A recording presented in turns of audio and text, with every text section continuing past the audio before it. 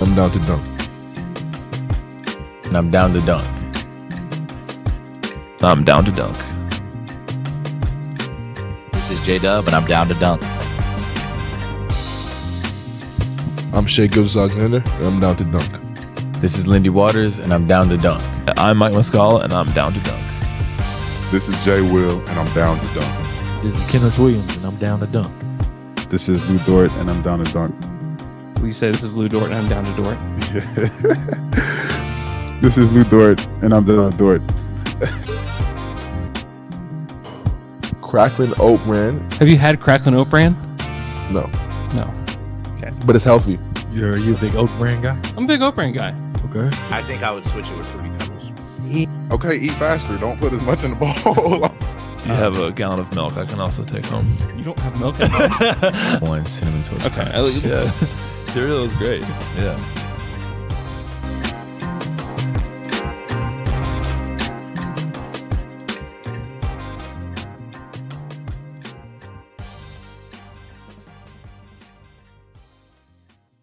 Welcome to Down to Dunk. I'm your host, Andrew Schlecht. We're part of the Athletic Podcast Network.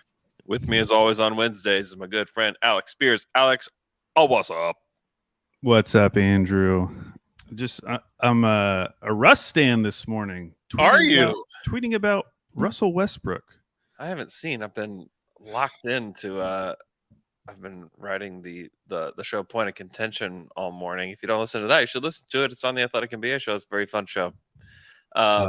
True Hoop did a little piece about Jokic's triple double and triple doubles because he got his 100th, and like the opening line is comparing Jokic's triple doubles to Westbrook's, and I hear this all the time. It gets brought up where, well, Jokic is doing it as a byproduct of winning. Like he's getting a triple double the right way, the ethical way, and then you go look at the winning percentages.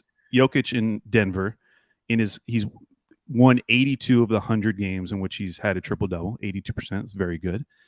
When Westbrook was in OKC, he had 138 triple-doubles. He won 80% of the time in OKC. Yeah. And it just bothers me for some reason. Like, people just ignore that the Thunder were really, really good when Westbrook got a triple-double. They were playing like one of the best teams in the league when he got a triple-double. Yeah. Listen, like, for the most part, like, my Russ stand-up is over, and I'm glad because it's exhausting for like the reasons that you're detailing. But people just completely rewrite his entire career.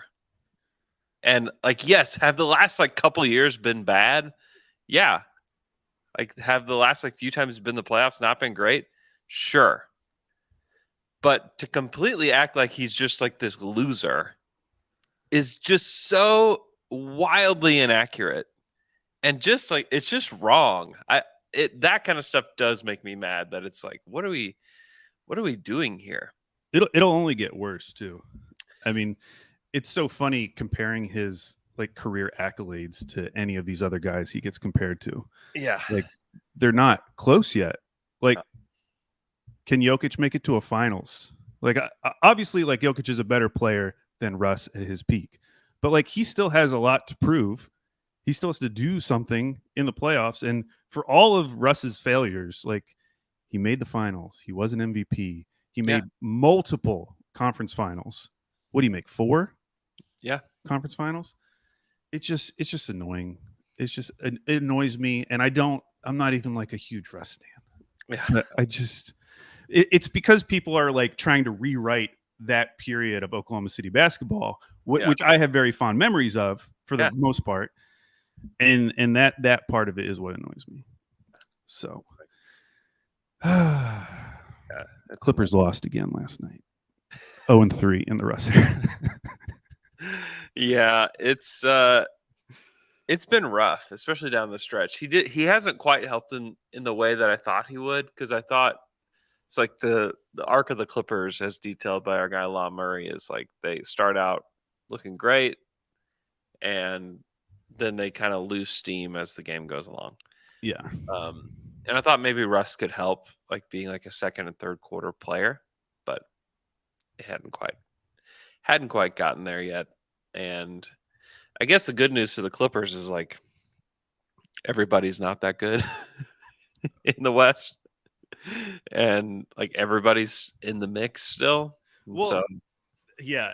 The more I think about it, it's like teams like Denver, teams like Phoenix, maybe Memphis, like they are in such a good situation because of how just mid the rest of the Western Conference is. Like, I don't trust any of these teams.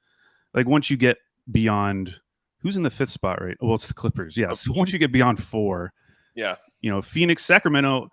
Hey, one of my biggest takeaways from these last 2 games is Sacramento is a really, really good offense. Like They're terrifyingly good. They're in historic. some ways. Yeah, they're historic. Yeah, they are historic. Best offense ever.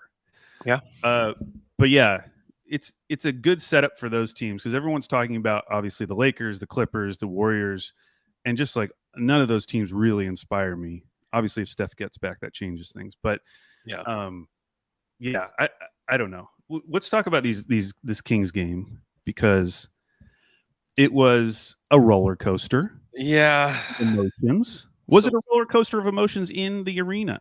Definitely. There was. I mean, the one Sharch 3 that went down that brought them within 1. Yeah, everybody was going nuts in the arena over that. People were buying Sarge jerseys, flying off the racks. Hey, I think Sharch is sticking around.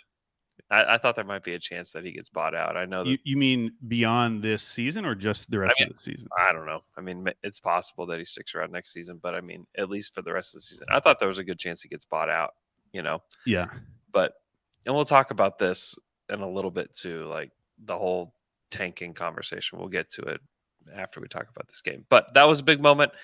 A low point. Mark Daigneault just absolutely lost his mind on at the team. No, well, it's funny because Joe Masato thought that it was at the team because he's yelling Aaron. But there's an official named Aaron that was officiating the game last night, and he absolutely went ballistic on Aaron. And for a second, Joe thought it was at Aaron Wiggins. He was like, "What in the world did Aaron Wiggins do?" Because Mark is just screaming, and he's like right in front of Joe and I, and he's just yelling, "Aaron, you that up!" Just like, and do you know what play it was? Yeah, it was so it was early on. Sharch had an and one that was called a travel. Oh, okay. And he did not travel. It was clear on the replay. Mark like stood there like looking at the jumbotron. Yeah. And like he clearly just moved his pivot foot and then finished, and they called it a travel. And he went ballistic in the moment at him, and then he called a timeout. And the entire timeout was just spent berating Aaron Smith, poor Aaron Smith. But I was telling Joe this last night. Those are moments where, like, Marcus is so like kind of unassuming in a lot of ways as like an NBA coach in general. He's unassuming. Yeah.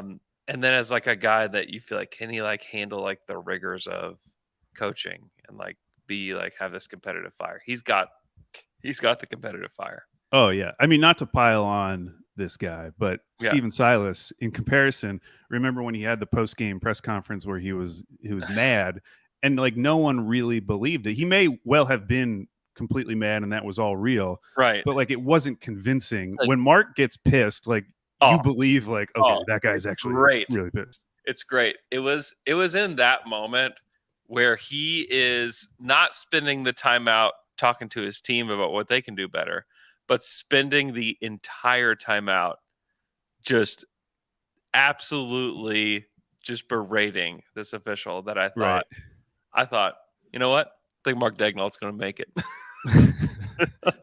It was in that moment that I thought that. That I don't know. I like that kind of stuff. I like to see Mark just kind of lose it a little bit because, like, all the great coaches do that. They all have like that in them, and I don't know. Mark's got it too, which is kind of cool to see. So I think a lot of people's initial reaction to that game was, "Wow, the Thunder played a horrible defense, like awful defense." But I just wanted to bring up some stats because I thought this was kind of interesting. I went on Cleaning the Glass afterwards and was just looking at the game. Show me. So Tell me. overall, the Sacramento Kings offense in that game was, in terms of their offensive efficiency, 118.3. Yeah. Do you know what their average offensive efficiency is for the season? 120. 118. Oh, okay. So like Sacramento had an average offensive game. And if you look at their last 4 games, their last game against OKC, they were a 124. That game against the Clippers was like 134.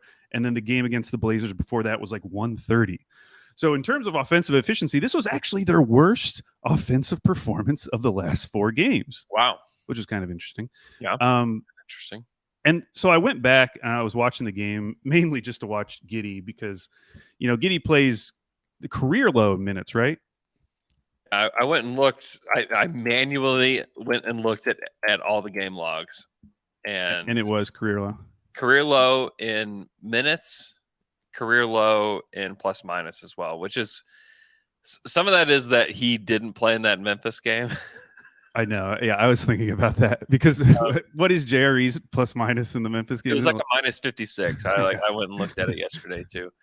So yeah, which like, okay, it's one game. Like, I would say like don't do anything with these stats, but it is like notable. Right. Yeah. So I just wanted to go back and watch just to be like, was he really that bad? Mm-hmm. And so as I'm watching the game, like, they weren't great defensively, but the thing that popped out was how bad they were in transition. Yeah. And I went back on Clean the Glass because they break it down. This kind of blew my mind. So in the half court, OKC's offense was actually better than Sacramento's last night. They had a 109.5 rating just in the half court, and Sacramento was a 104.5, which isn't good. Yeah. However, it doesn't match the eye test for me. It doesn't. But however, in transition, this is where it gets kind of insane. Mm-hmm. Points per play in transition for Sacramento, 152.6 per 100 possessions, compared to OKC in transition, 61.5. Yikes. Now, what's crazy about that is Sacramento only had 3 steals.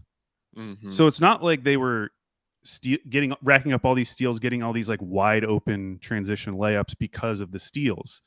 Like this was off of rebounds that they're just getting down the court quicker than OKC. And there were multiple plays like that. There was one in particular. Actually, there was a back-to-back where they had 2 transition plays in a row. And the second one, it was Harrison Barnes, like outrunning, I think it was Isaiah Joe, who should have matched up to him. And he just flew by him and then got a super easy layup. So that was the part of that game defensively that actually bothered me the most, because you look at a team like OKC and it's like, why shouldn't they be good in transition other than the fact that they're young? But like they've been a good defensive team on the season. And so I went back and looked at what have they been doing in transition this season. And it was actually kind of interesting. So there's this stat called points plus per possession, which is like points added per 100 possessions.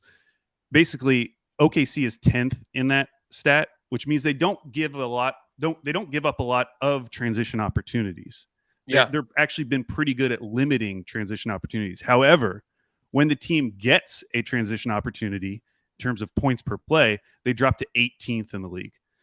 So they've been pretty good at limiting transition opportunities, but when teams get into transition, they've been below average.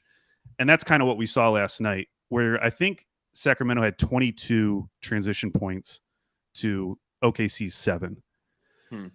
And credit to Sacramento. Yeah, they ran this play in the first quarter, and Sabonis is just like so good at this. He like brought the ball up the court, is facing towards the basket. Keegan Murray is running behind him, and he just bounces the ball with his left hand so that Keegan Murray can pick it up as he curls around him. And Giddey's, desperately trying to follow him around this because it does not look like a normal pick and roll or even a normal dribble handoff. Mhm. And then Keegan Murray kicks it out to Kevin Huerter.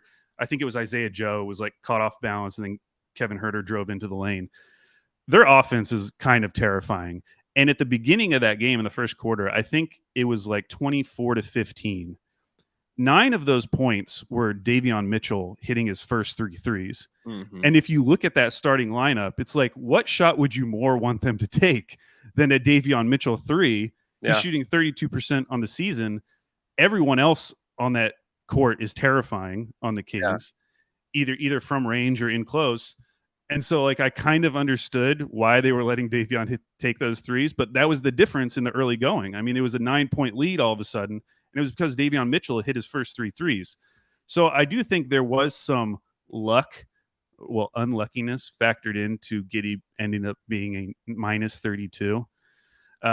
Michele was texting with the group last night and just saying that, Giddey is a step slow on a lot of possessions Mhm. where he will lose his man, and maybe his man doesn't end up being the guy who actually scores. But as a result of Giddey losing his man, the defense is scrambling, and it leads to a relatively easy basket for someone else. And because you're playing a team like the Kings, who are just flinging the ball around the court, Yeah.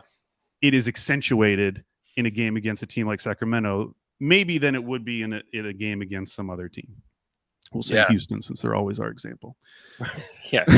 Houston, Detroit. Yeah. Yeah. Yeah. The Kings are difficult to defend. And I think it was not a great Lou Dort game either. Obviously, he only played 21 minutes, which is, I think, like the third. That was honestly probably even more surprising because you kind of would think that Mark would just leave him out. No, he was like, you could tell he was mad about the way that they started the first half and the second half. And he pulled everybody but J-Dub.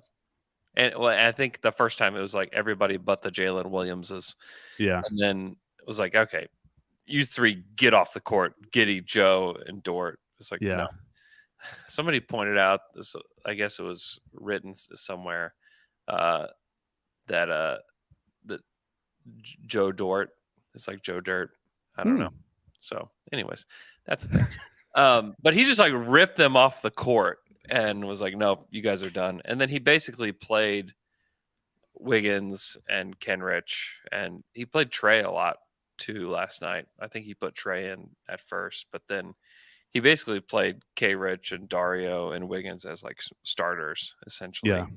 And it almost worked.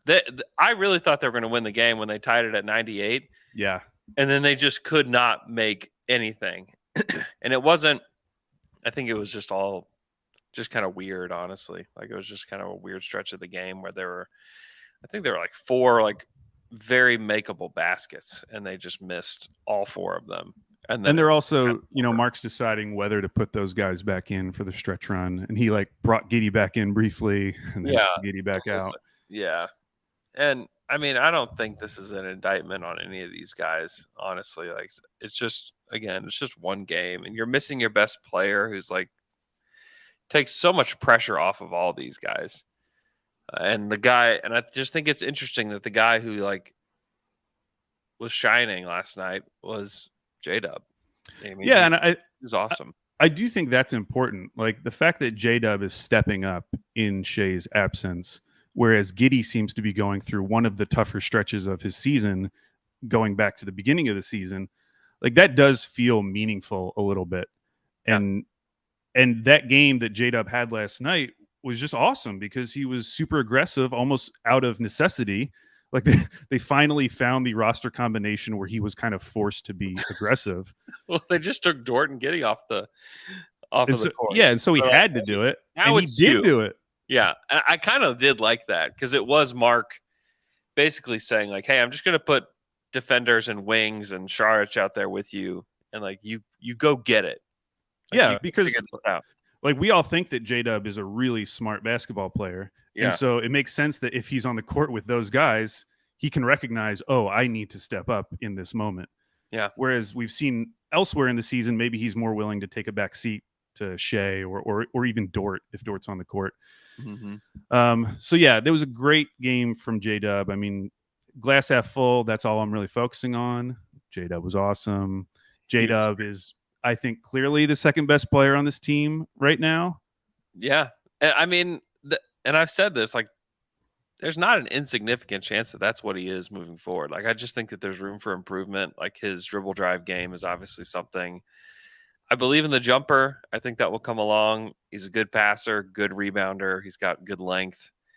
He's got the right kind of attitude. I don't know. There's just a lot to like about this guy. And He's great. Like, these are the kind of players that are stars in the league. Like, they're like wings with long arms that are 3-level scorers and defenders, and I don't know, like he just kind of has it. And that brings me to Giddey, which I do want to talk about Giddey a little bit because I've been thinking about Giddey a lot lately because I've realized that not necessarily my opinion has changed of him, but just the way I think about him has changed. Like a year ago, probably a little bit before a year ago, was the not Plan A game. Yeah. And remember all of the conversation around that game. Oh my gosh. We were talking about like, man, we really want to see Giddey get more ball handling, like lead ball handler minutes. Yeah. Not just because we thought he was like this maestro in the half court. He was throwing all these amazing passes, but also because he couldn't shoot. And so it was like, well, Shai is much better equipped to handle an off-ball role. And so we'd like to see Giddey maybe be the lead guard going forward. Mm-hmm. And of course, this was coming off of SGA's GQ interview where he described himself as the Black Steve Nash. Mm-hmm. So clearly he had this idea of himself as like a point guard. And then we had this game where I believe they lost, but both Giddey and Shai put up really good numbers. And then Shai has the post-game press conference where he says, you know, someone asks him about that. And he said, well, it's not Plan A. Mm-hmm. And that was seen as like such this like pivotal moment in this rebuild process. And a year later, it like seems so inconsequential. Well, they played that one game together against Phoenix where and then Giddey is out, right? Was he out after that game? Did they ever play again after that game the rest of the season? No. They didn't play together because then I think it was Giddey that was out and then Shai was out and then it was over. But a lot of the focus of that conversation at the time was based around the idea of like Giddey needs to be our second best player because who else is going to be the second best player on this team? And so if we're trying to optimize our second best player based on what skills he has and does not have, it kind of made sense at the time to kind of go down this path where Giddey might be the lead ball handler on the team. A year later, like there's a conservative chance, like conservatively, he would be the fourth best player on this team. Yeah. If we believe J-Dub's the second, and if Chet ends up being what we think Chet's going to be. Yeah. And now the conversation talking about the fourth best player on the team versus a guy needing to be the second best player on the team, like it just changes it. Why is his face right in front of us? Andrew has put up a picture of Giddey. I would say an unflattering picture compared to what he usually looks like. That's a wild photo, isn't it? I was talking to tune into YouTube. That's just a wild picture. His hair is going everywhere, man. I was talking on the Discord last night. I want to see him comb it forward just for one game, just like over his eyes. emo Giddey. But as a result, like I am thinking about Giddey differently now. Yeah, like a lot of his weaknesses are huge issues if you need him to be the second best player on your team. Yeah. But if we go into next season, let's say they get a little lucky in the draft, either by moving up or just by falling back the rest of the season, they get a player that we really like. Who's a player you really like other than Wemby or Scoot? I mean, I like in that range. Yeah, in like the 3 to 7 range. Pick a name, any name. Who'd you take third, Andrew? You got to decide. It's tough. It's really tough, especially with all the Brandon Miller weirdness. Because otherwise, you would just you would probably just choose Brandon Miller. Like that's the easy one because he's big and can shoot and is a passer, yada yada. Like, well, for the sake of this argument, let's just say they took Brandon Miller. That there's a scenario where Giddey's now the 5th best player on the team. Yeah. There's a chance of that. It's not Keontae necessarily George. your I'm a Keontae George guy. do what? I said I'm a Keontae George guy. Keontae George guy. Okay. So it's not necessarily that I'm like trying to limit Giddey's ceiling. Yeah. He can still have a high ceiling. It's just I'm thinking more about his floor now because of where he's kind of ended up in the pecking order going forward. Mm-hmm. And as a result, I'm actually feeling okay about Giddey.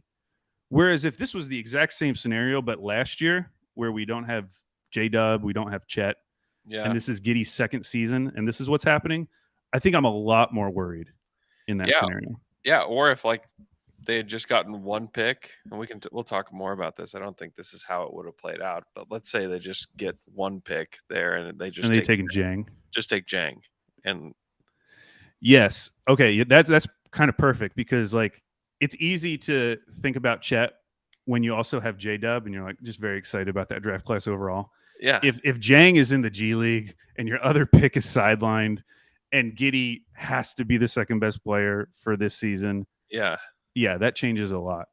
Yeah.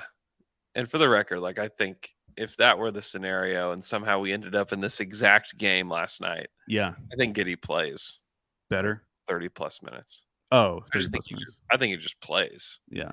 Like flat out. I do think that there was probably part of the coaching staff that's like, okay, let's just see what J-Dub does. You know, like Giddey doesn't have it tonight. Like, let's just throw him out there and just see what he's got without like an extra ball handler out there. Because I think whenever Giddey or somebody else is out there with him, he tends to defer. Yeah. And so when it's like Aaron Wiggins and Kenrich and those guys, like obviously those guys can handle a little bit too, but it's like pretty clear who should have the basketball in those scenarios. So, you know, there's certainly some negativity around there. And a lot of it is like, I think people are like going way overboard with the Thunder are tanking now stuff.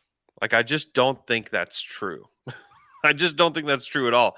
I mean, people are in my mentions with the tank gifts. And listen, I am like the guy that would want them to tank. Like I would prefer them to end up with the 6th pick, which is in play, or even the 5th pick, which is in play too, than 9 or 10. But I believe they're still on track to be picking at 8, 9, or 10 in this draft and like getting closer to the play-in than not. Is this reverse psychology? It's not. I wish it was. I wish I had that kind of power. But like they made those moves last night in an effort to win the game because Dort and Giddey were not good. Yeah. And so it was like, okay, you guys stink tonight. We're going to let you sit and we're going to play guys that are going to bring it on defense. And we're going to let J-Dub kind of, handle this. And they almost won. Like they came close. They had it tied there toward the end of the 4th quarter. Yeah, that was not a tanking move. Yeah. So like the whole like, oh man, we're in the tank again. I mean, I believe firmly that if Shai didn't get COVID, he would have played last night. And he'd probably be playing again tonight if he didn't have COVID. Yeah. Like, it's just an unfortunate thing that happened. That's where I'm like, when people are saying like, man, what are the Thunder doing with Shai again? They're doing it again with Shai. I mean, the guy got COVID. He tested positive for COVID. Now, I actually have heard that I don't think that he's like actually like super sick and that he was getting tested for something else or had like something else medically going on where they needed to run a test. They ran a COVID test too, and it just came back positive. Yeah. And so like part of you wonders is like, okay, so like where is he like in the COVID cycle here? Like when could he actually have a negative test? Because they're not testing like they did in the past years. So like he could be at the tail end of it. Like, I don't know. But like the COVID thing is honestly, it's just so unfortunate for like the Thunder and specifically for like their PR team, because it's like, okay, like what can we do? Like the dude got COVID. Like the Thunder aren't like giving him like a COVID pill. Like, hey man, sorry, you got COVID now. We put it in your cheeseburger. Like he just got it. and like the NBA protocols are like very clear about how you're supposed to handle it, and it just sucks. Like it's just like it's just crappy timing. And I think like had Shea played last night, which he was like he's on track to do. I mean, without De'Aaron Fox, I think the Thunder they win that game. Yeah. And I think that the Thunder are on track to win more games going forward. They're not going to pull the plug here. This is not like the beginning of the tank.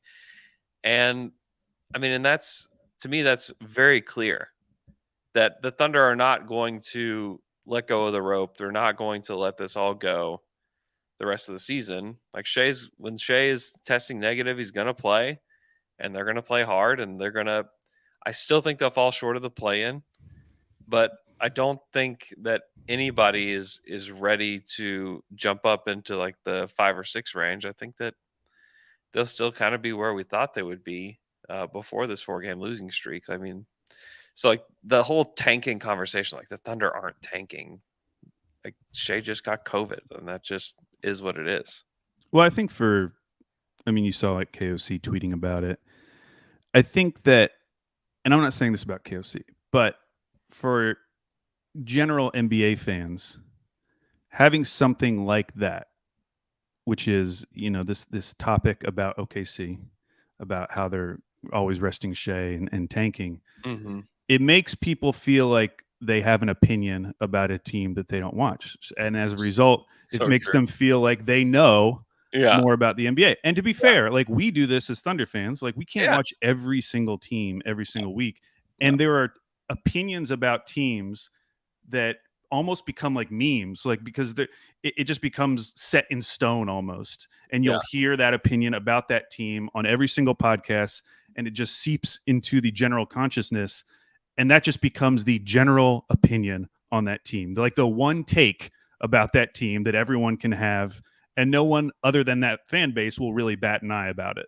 And that has kind of become the take for OKC, unfortunately. Yeah. But we do it with other teams, I'm sure.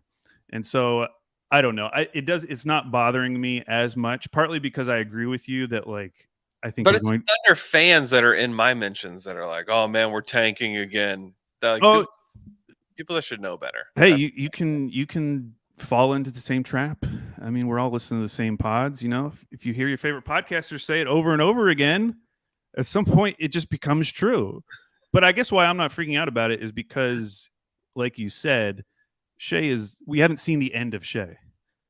Like if I really believed there was a chance that Shai was done for the season, that we were not going to see him again, then like honestly, I'd be kind of pissed, and I would be right there with people. But I just don't believe that. I do not believe that. Yeah, that's not on the table right now with Shai.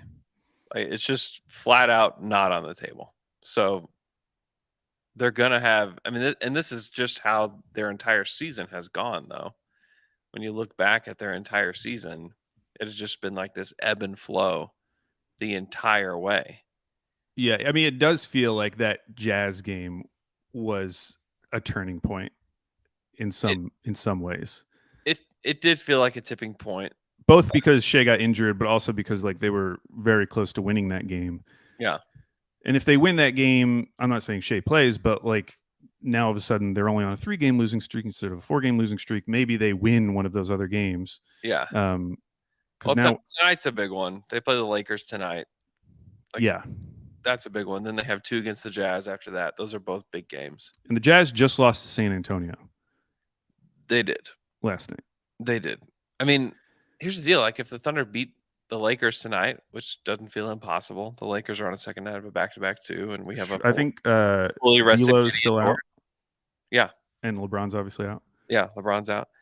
And then like if they beat the Lakers and then beat the Jazz on Friday and Sunday, then like how's everybody feeling then whenever they're sitting in 10th?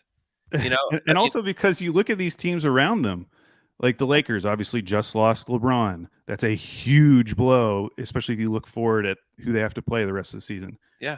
Portland was up huge on Golden State last night and then completely blew it. They're still 3 games under 500. Yeah. New Orleans, who is in 10th, has been awful for a while now. really going on like a month and a half of New Orleans just being a bad team. Lost 15 in their last 20. They're in a free fall. So they're 5-15. These are the teams above them. And then you come to the Jazz, 31-32, lost last night to San Antonio. Even above them, Minnesota, who I was actually feeling like kind of good about. They actually got a nice win last night against the Clippers. Yeah. But like for long stretches of that game, you didn't feel comfortable about them. Mm-mm. But even if you just go from the 9th down, like, are any of those teams so obviously better than the Thunder healthy? No. I don't think they are.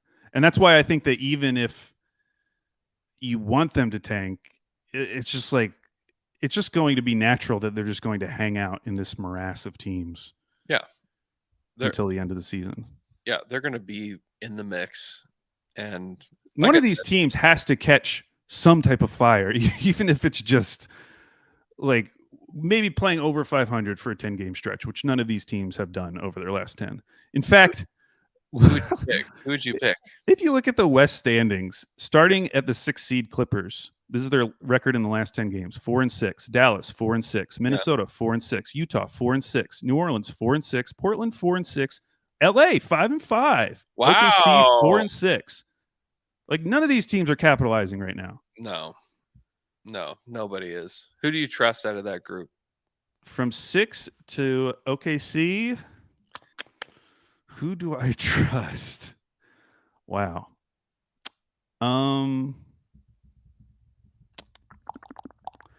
Man, I don't have an answer, Andrew.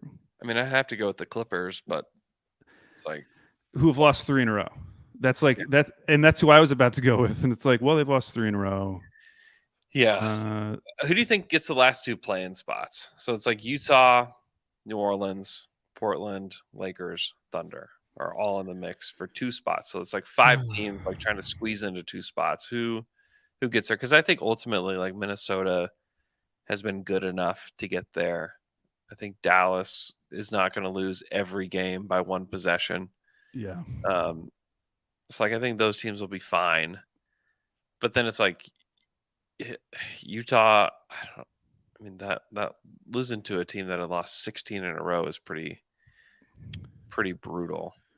Yeah, I might have misspoke about the Lakers. I'm looking at their rest of season schedule strength. They actually have the 3rd easiest schedule. They get the Rockets twice, the Bulls twice, the Jazz twice, whether that's easy or not. Mm-hmm. So that's really unfortunate for them that they lost LeBron, because they probably would have been the team you'd feel best about at this point. Mm-hmm. But yeah, I mean, I don't really feel great about any of these teams. I agree with you on Minnesota and Dallas. It just seems like they have enough going for them. Also, it just would be so bad if either of them missed. It would be especially Dallas. So bad. So bad. I mean, Minnesota's kind of locked in to whatever they're doing, but Dallas, I mean, Kyrie could walk this summer. Well, he's going to walk no matter what happens. But wow, breaking news. Insider Andrew Schlecht.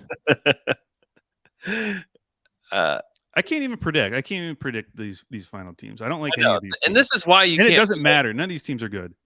And this is why you can't just be like, man, the Thunder are tanking. It's over. We're falling out. But I mean, who knows, man? Who knows what's going to happen? Like trying to predict. Who knows, man? Look how chill you are this year. Look how chill you are. I'm chill. Andrew of last season, you would be leading the tank train. You'd be the conductor. Yeah. Choo choo. Yeah, I mean, definitely. Like part of the reason why I'm kind of whatever is that after 2 in this draft, man, I don't know how you decide who is where. There's not even the Thompson twins, like you can find people that just don't like them all that much. Yeah. You know, I mean, the opinion on all of these guys is so all over the place that I do think that some of these picks, like I don't think 1 or 2 gets traded, but I think 3 through 10 can be had. And if you're the Thunder and you end up at 10, heck, you may end up with the guy that you like the most in that group anyways. Like you just don't know. Like this draft is all over the place and everybody is so different too that like who knows? Like I don't know who I don't know who the Thunder will end up liking in that range, but like maybe they get lucky, or maybe they can trade up, or maybe they just get the guy that they like anyways. You know. Speaking of getting the guy that they like, Andrew. Hey, it's a great transition. I didn't know if you were going to go to ad break, so I kind of ruined it. But Let's go to an ad break. Let's go to Oh, gosh. We'll be right back after this quick break. Yeah, we're back after that quick break. Wow, that was a really professional podcast. That was really, really good. Really good. So Brian Windhorst wrote an article for ESPN.com, which I clicked on it because everyone was saying, oh, it's behind the paywall. And I was like, oh, it's not for me. Weird. Turns out I've been paying for ESPN Plus for like the last 9 months and had no idea. Wow. So I canceled it yesterday, but I got to read the article because it's $10 a month, and I hadn't even been using it. That's a lot of dollars. Anywho, this article was about what the Thunder did at the draft last year. Mm-hmm. And it leads off at the start of the NBA draft in June. The Oklahoma City Thunder had 2 missions: get Chet Holmgren, get Jalen Williams. Mission accomplished. Mission accomplished. So basically, he talks about how they were always kind of interested in Chet, and that I don't know if he was implying that they knew this, but he says Holmgren wasn't going number 1 to the Orlando Magic, which I don't know why he said that. If he's saying that like he knew that at the time, or if he's saying that in retrospect. But that was the first part of it. But then the stuff on J-Dub is kind of interesting because, as we all know, they traded up to the 11th pick with those 3 first-round picks. I guess, well, it's kind of trading in to the 11th pick. Mm-hmm. And they took Ousmane Dieng. And we've wondered forever, now, why did they take Ousmane Dieng at the 11th pick instead of J-Dub? Why'd they take J-Dub at 12th? Whatever. This article by Windhorst says that the reason they did that was because they, even if it was a small chance of happening, if the Knicks deal fell through, they still wanted to make sure they got their guy, the guy they really wanted, which was J-Dub, which is why they took J-Dub with their own pick at number 12, which, we've talked about, did he do it so there was part of the PG trade? That's my preferred. That's my preferred theory. Yes, well, and it can still be true. Well, not true, but it can still be true to you. And that doesn't seem to be the reason. Now you can believe this or not. I think the timing of this article is kind of interesting because clearly the Thunder contributed to this article. Like he has some source within OKC based on this article. There's no question. And so OKC doesn't do that very often. So like, what would be the reason for them suddenly wanting to contribute to a story? Pumping up J-Dub, I guess. Pumping up themselves about J-Dub. Right. That's kind of how I read it. Like, hey, we're pretty smart. Check this out. But also, it seemed like a response. I think there were 2 things. One, it was a response to the Jabari Smith Jr. article where his dad said that they had made a promise to Jabari Smith Jr. Yeah. This article seems to, it doesn't even bring it up. Yeah, it is a way. Yeah, it is a way to push back at that without directly responding to it, which I think is good. It's the right way to handle it because it was untrue from the moment it was written. Right. and I said that on the show. Was that 2 weeks ago? Yeah, it's been untrue for a while. At the same time, it's like, who cares? Like, who does that really impact if anyone does believe that they had a promise to Jabari Smith Jr.? I mean, I guess if an agent really believed that and it bothered them or ruffled their feathers, perhaps. But okay, maybe that's just things that just are flat out untrue, just being out there. Right. But also, like, if Jabari Smith Jr. was playing well and was like a Rookie of the Year candidate, do they release this article? Are they as interested in letting everyone know that they didn't make him a promise? Maybe not. Maybe they just don't want the Jabari Smith stink on them. They don't like. That's what I'm saying. This rocket stink on them. And I don't know if it's a stink, but the second part of this, making it known that like J-Dub was the player they really wanted, even though they took a player before him, Ousmane Dieng, who is not having a great rookie season, all things considered. Obviously, still young. Blah blah blah. I thought that was really interesting too. Like both of these main 2 points are getting out the idea that, hey, the Thunder are smart. Listen, check out what the Thunder did. They wanted this guy and this guy who everyone is still feeling good about. I mean, J-Dubs, just came off one of his best games of the season. He's great. And so to put it out there that he's the guy that you really wanted the whole time makes you look good, obviously. Also maybe conspiracy theory. Yeah. Maybe they sat Gideon Dort to give J-Dub the stats to back up the article. Oh, to boost the article, to boost the engagement. Wow. That's not really true, but it could be. Fun. It's fun to think about. But Windhorst talks about how, they knew there was a team that wanted to get up to 11 to get Usman Jang. Yeah. Which was interesting because he's kind of framing this as they wanted to get up to 11 to prevent anyone else from taking J-Dub before they could take him at 12. But then he talks about a team moving up to 11 for Jang. Yeah. So that's a confusing. It's never made clear in here that there was a team willing to move up to 11 specifically to take J-Dub. Yeah, my guess is that they knew a team wanted 11. And they probably knew that teams like J-Dub. Now, whether they were actually willing to give up the picks to move up to 11th, maybe they didn't know that at the time. Maybe they just knew that teams liked him. Yeah. I think he actually named some of the teams that like J-Dub. Well, and the truth is, like, teams did want Jang. Like, that is true. That teams like Cleveland wanted to get Jang. That is true.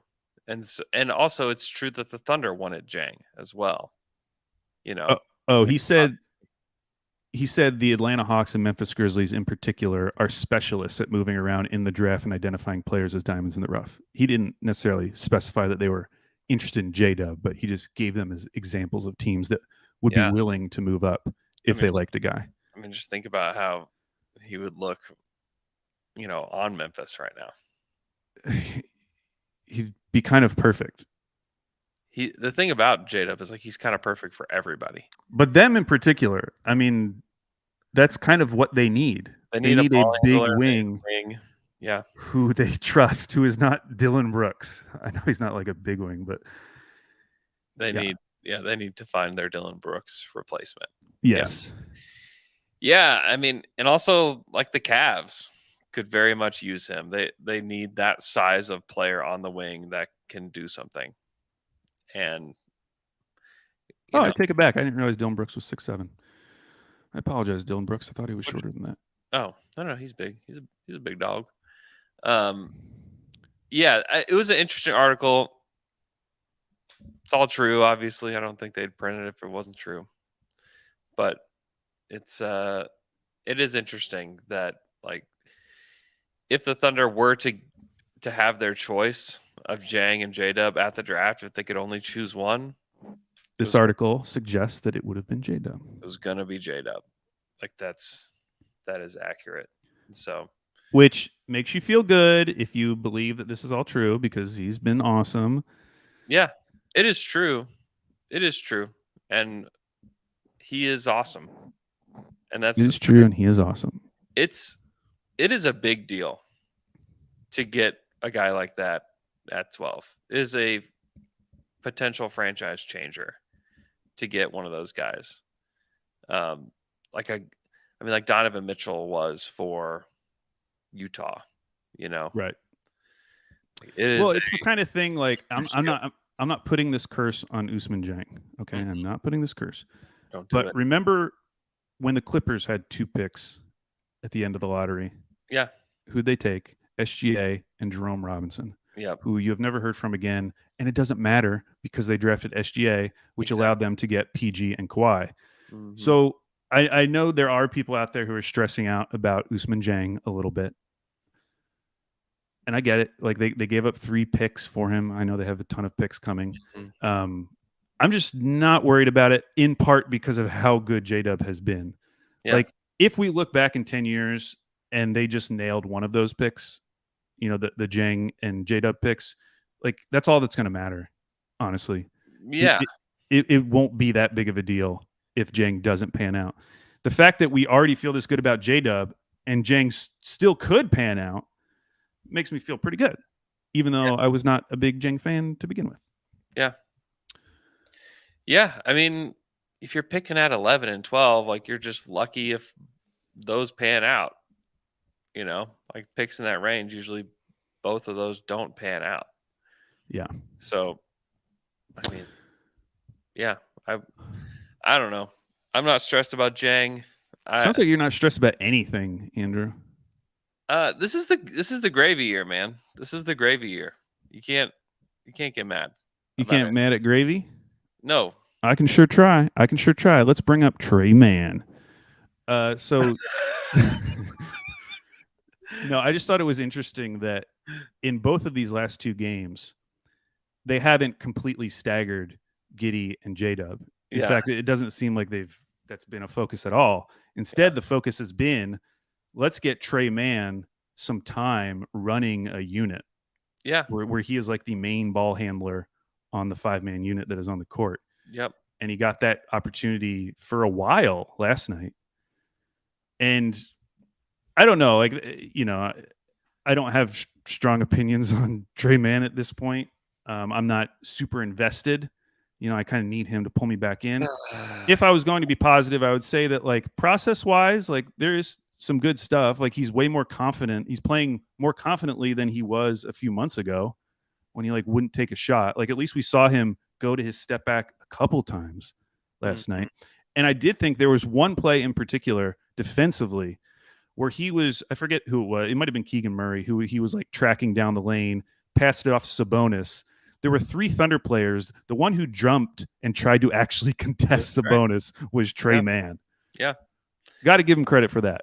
Yeah, I remember that moment. It was a nice little moment there. It was a nice moment. I think he had 6 assists. Watching it back, none of them were, mind-blowing in any way. No. But I appreciate that the coaching staff is trying to get him this time. Yeah.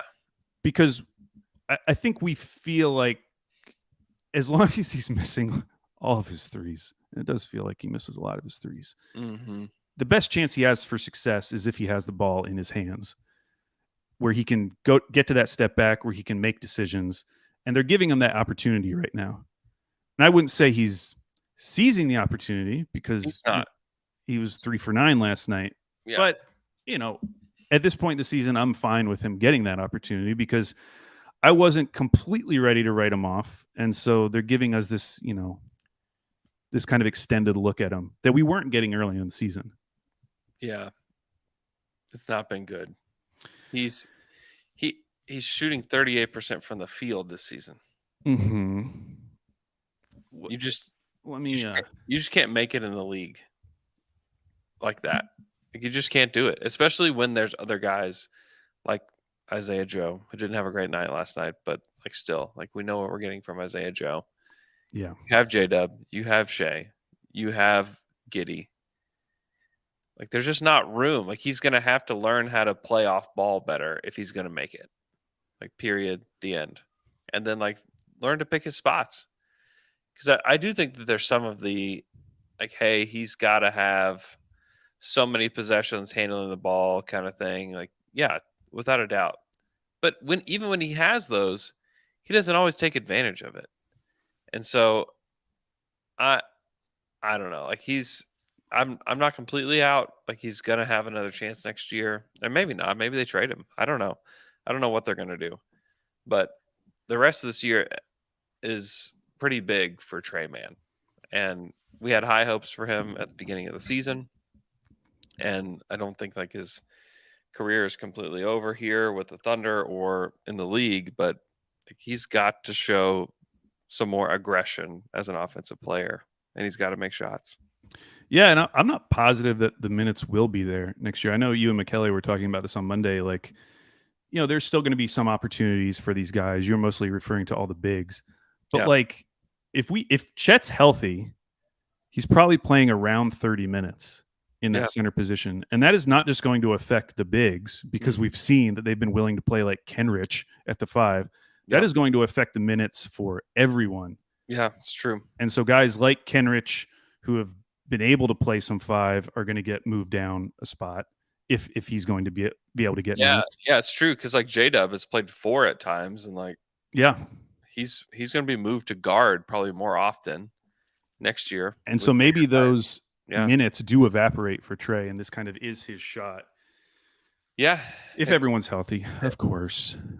that could very well be the case. And then we don't know who they're getting in the draft either. Like if they do draft a guy like Jarris Walker, Yeah, like your big minutes are taken up there with he and Chet. Like they're going to eat up most of the minutes. Or if you draft like what if they did draft Keontae George and they're like, hey, good try, Trey, man, but we're going to put this guy in your slot now and let him come off the bench and get buckets. Or if they drafted Anthony Black and they're like, hey, we like this 6'7" kind of Swiss Army knife type of player, and like Trey, man, your minutes are gone now. So it is a big opportunity for him that he's kind of letting slip away, honestly. And this is going to happen. Like this is just the NBA. It's like these opportunities for these guys can be really quick. And if they don't seize it, it's gone. I mean, Aaron Wiggins has seized the opportunity. He's played really well. And he's a guy that I could, foresee being a part of this team in the future. And it's because of the way he's played defense. It's because of the way he shot the basketball. I mean, he's, let's see, he's almost 50, nearly 50, 40, 83 shooting splits this season. Who is that? Wiggins. I mean, you have to seize that moment. And if you don't, you're going to get left behind. And like, those are Presti's words, and like we talked about that with JRE, like he's got to play better.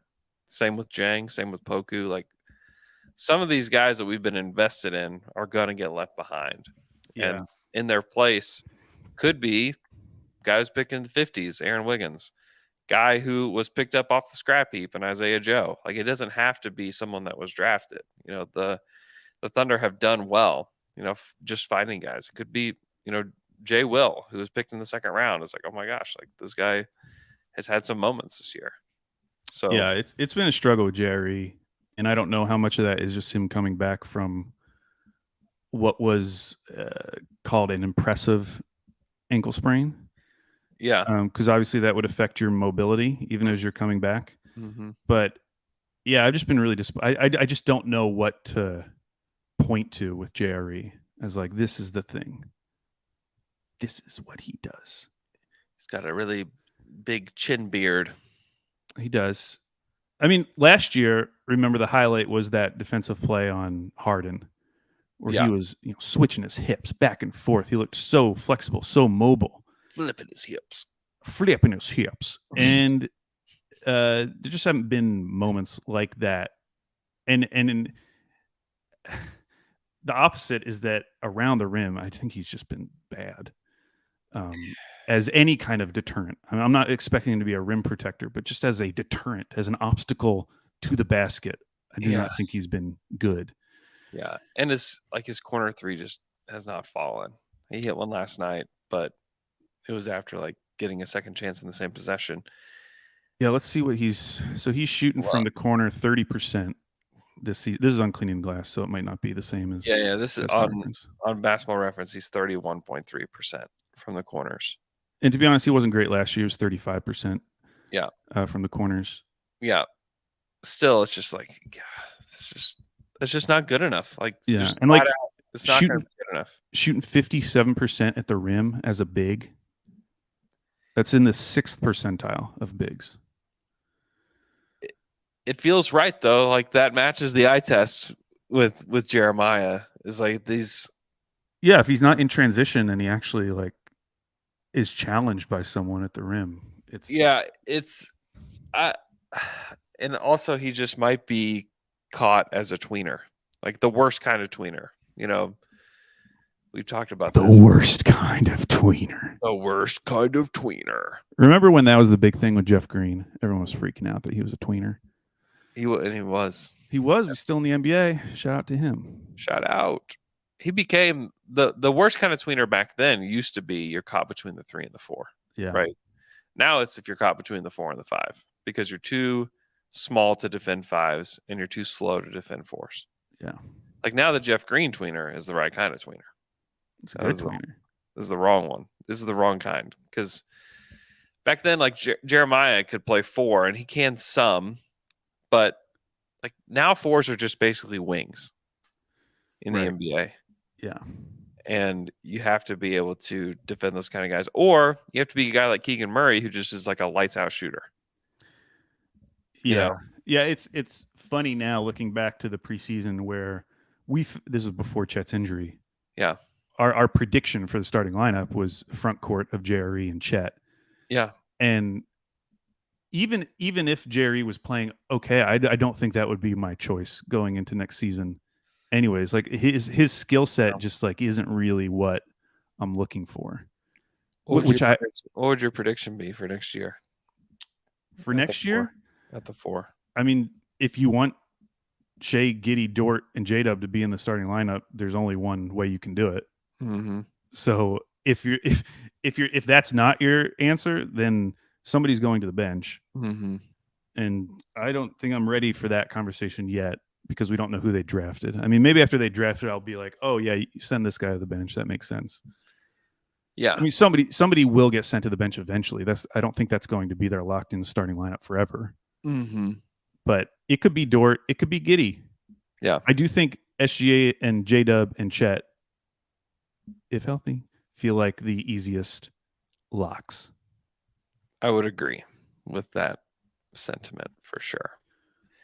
And then we'll see what they do at the draft and like how ready that player is. Like, who knows if they draft Ryan Rupert, like that guy's coming off the bench for sure.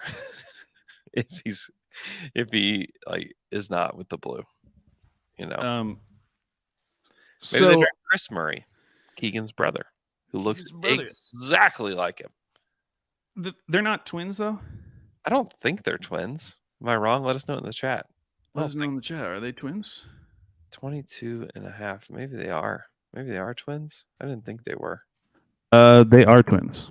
They are twins. That is all. And this is going to blow your mind. They're identical twins.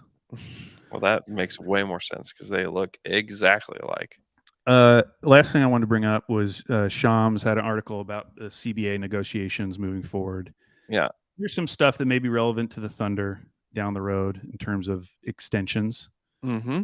But the thing that, of course, jumped out to me was that they are talking about allowing 18-year-olds in, which would mostly get away with the one-and-done rule. Yep. Although in the case of someone like Scoot Henderson, I mean, he was 17 and went to the G League, so he would still have to wait in this scenario. Yeah. Yeah. But that opens the door for a double draft. Triggering the double draft. Which I believe once upon a time we thought was going to happen in 2021 or maybe 2022. No. So the current CBA runs through next season. Mm-hmm. So it's unlikely that this would actually happen before the 2025 draft. Mm-hmm. I'm guessing. But let's just say you could have your choice, starting with this year's draft and the next 4 drafts. So 23, 24, 25, 26. Which draft would you pick to be the double draft if you're trying to optimize OKC's position? Ooh, good question. Let me find. You want me to tell you their draft picks? Yeah, I was going to say I have a doc that I need to find that has all their draft pick info. Because that's what really matters. You probably wouldn't choose this year because they only have their own pick. Definitely not this year. Next year, you could make the case. So next year, we're definitely getting the Clippers pick, unprotected. Definitely, the Houston pick is protected 1 through 4. Yeah. And then they have that Utah pick, which is protected 1 through 10, which who knows? I mean, that could convey. It could convey. That actually might be like more than 50% of conveying. So they could end up with 4 picks in next year's draft. Yeah, that's a big one. And the draft is supposedly not good. Which would help boost it. It would boost it. Give it a little boost. We need some boosting. Now, in 25, They potentially have that pick from Miami, but it's lottery protected, so it wouldn't be great. They do have that kind of juicy pick from the Sixers, especially when you read all this stuff about the Sixers. Oh my gosh. It's only protected 1 through 6 in 2025. Yeah. And then they would have their own pick, obviously. What would make that draft interesting is the 26 draft is kind of seen as like the amazing draft with like Cooper Flagg and Carlos Boozer's son, who I forget his first name. So if you combine them into the 25 draft, the Thunder maybe have 2 picks, upside of 3 picks in that draft. I think ideally, though, 2026, because you're getting the Clippers pick. You get another Houston pick, top 4 protected. Top 4 protected, yep. And those picks from the previous year could potentially still roll over. Like, what if Philadelphia just completely bottoms out because they've traded Embiid, Harden went to Houston for whatever reason, and they're really bad in 2025, and then it's only top 4 protected in 2026. Who knows what happens with that Miami pick if they don't make the playoffs for some reason, and that becomes unprotected in 2026? Could be juicy. And that's a really juicy draft where even if something goes horribly wrong with the Thunder over these next 3 seasons, that 26 draft is potentially setting up as like a reset point if they needed it. Yeah. Now, hopefully everything goes well and all these guys are still here and we're all happy and they're contenders. But even if that doesn't happen, there is this like pivot point in 2026 where they could potentially reset a lot of their team. Yeah. Or add to it. I think I would still prefer the 2020. I would prefer 2024 and basically like let's get all the good prospects in 24 when the Thunder could have potentially 4 picks. And that also makes the 2025 draft a half draft. Yeah, half a draft. Which is when they have like their weakest asset collection. Yeah, it's basically just like all these swaps and conditions and like if this doesn't happen, then that happens. And if this doesn't happen, then that happens. You know, it's not, you don't get a Clippers pick that year. So yeah, that would be certainly my preference for if they did. And it's, I mean, I guess it's not impossible that is the case. Either way, sounds like we're getting a double draft, Andrew. We're getting ourselves a double draft, and I cannot wait for the double draft. But yeah, like give me 24 and then give me 26. Like load those drafts up because, and who knows? I mean, they could trade those picks for players. Like who knows? But it just adds value. Yeah. If 2026 is already going to be valuable, then like give me value in 24. I've seen like Sam Vecini talked about, because the other part of this story was that, you know, NBA vets are a little worried because if you have this huge influx of players in one year, it's going to kick a lot of vets out more than would normally be kicked out in any given season. So some guys are going to probably lose a season of their NBA career because of that. So he was talking about, you know, maybe they put in a provision where, you know, based on age, some guys have to go to the G League first, or maybe you have like a designated veteran spot on every roster that is specifically for a vet, which I kind of like that idea. And then, you know, somebody in the Discord brought up, well, what if they just timed it with league expansion, which that would help as well. Yeah. If you have league expansion, you're going to have, you know, however many more roster spots available, 30 more roster spots available, plus 4. So 34 roster spots available. So maybe that's the way they do it. But there were enough good ideas out there that I feel like, okay, this probably is going to happen. There are enough options out there to figure this out. Yeah. What do you think about the veteran rule? What do you mean? The potential, like, you have to have a certain amount of veterans on your team to draft an 18-year-old rule. Oh. Have you seen that? No, I haven't seen that one. Yeah, Shams had that in his article. That's kind of interesting. I wonder what they would, one, consider a vet. And then 2, how many would you need? It probably has to be, and I don't know if this will even get passed, but I know that it's a push on the player side that, like, one, veterans aren't just going to lose their slots to young guys, and then to like, hey, you can't bring in 18-year-olds and have 21-year-olds teaching them how to play the game, you know? Yeah. No, I get that. Well, maybe in that case, OKC would have had to hang on to Moose, you know, to meet their quota. Hey, maybe of old guys. I don't know if that'll actually get passed or not, but like that's currently being negotiated. So, I mean, I would just say after reading that CBA article, there was nothing that immediately jumped out as like, oh, this is going to screw OKC. So that's good. I'm sure there will be something, but it hasn't revealed itself yet. yeah, I mean, the fact that there's like not a hard cap like that's completely off the table is really good Is that for the Thunder. Oh yeah, why is that good for the Thunder? the hard cap would be a disaster. A disaster. Oh, just because they wouldn't be able to potentially keep all their young guys if they were all happen to be good. That, and then what happens is like all the good players are going to get their money, and then you have your minimum guys, and then like all the guys in the middle now basically are going to make the same money. Yeah. And now they just choose what market they want to go to. And you're saying, And I'm saying they're not coming here. Andrew. And I'm saying like the rich get richer, and they also don't have to pay like crazy luxury tax bills anymore. So like you think, like, oh man, this is great because then the Warriors just can't spin their way to a great team. The Warriors are going to get a great team anyways, because people are going to want to go play there. The Lakers are going to get the guys they want. People are just going to go play there.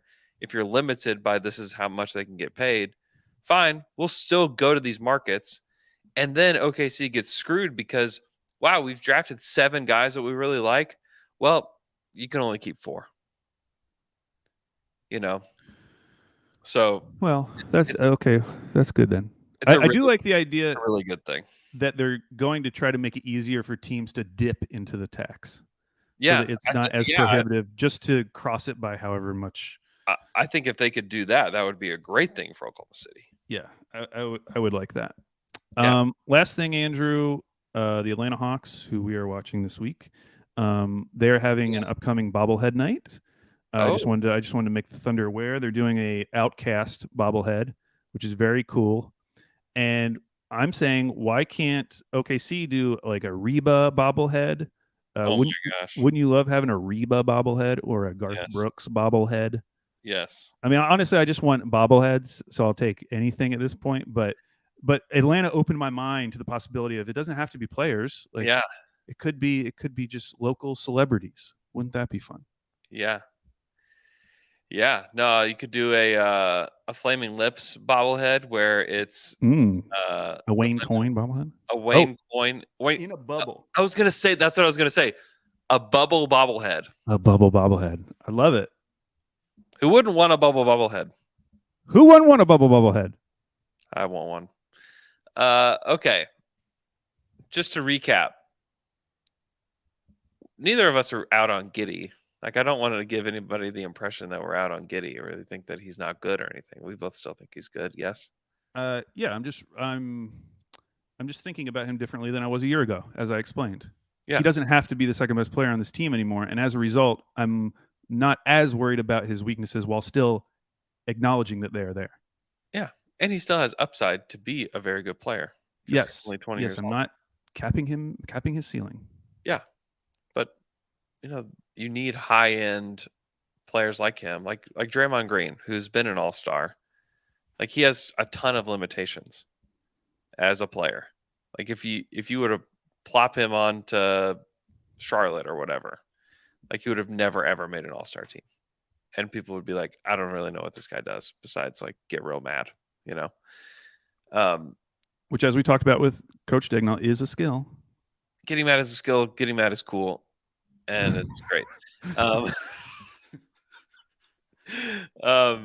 But, like, if his destiny ends up being a high-level connector piece for a team, like, those players are tremendously valuable. As you detailed in the Steven Adams All-Stars on Slam and Jam, a guy like Lonzo, if like Giddey became like a Lonzo, like basically like a bigger Lonzo that's a little bit more versatile because he can play more positions, it's like that's actually like kind of awesome and like kind of what a team would need that has multiple like good players. Yeah, offensively, I can dream about that comparison. Obviously, Lonzo was a really poor shooter, became a really good shooter. Another player who could never get to the line. Yeah. And so, like, you see the similarities if Josh can develop a shot. Defensively, I don't know how that ever happens. But yeah, and I'm not necessarily comparing the defensive roles. Like he's like got to get better, and he's been better than he was last night. Last night was not a great moment for Josh, but they get another chance tonight against the Lakers, so should be an interesting one and kind of an important one for the people that don't believe the Thunder are tanking. So tune in for that. Hope you guys have a great rest of your day, and we'll talk to you guys again on Friday.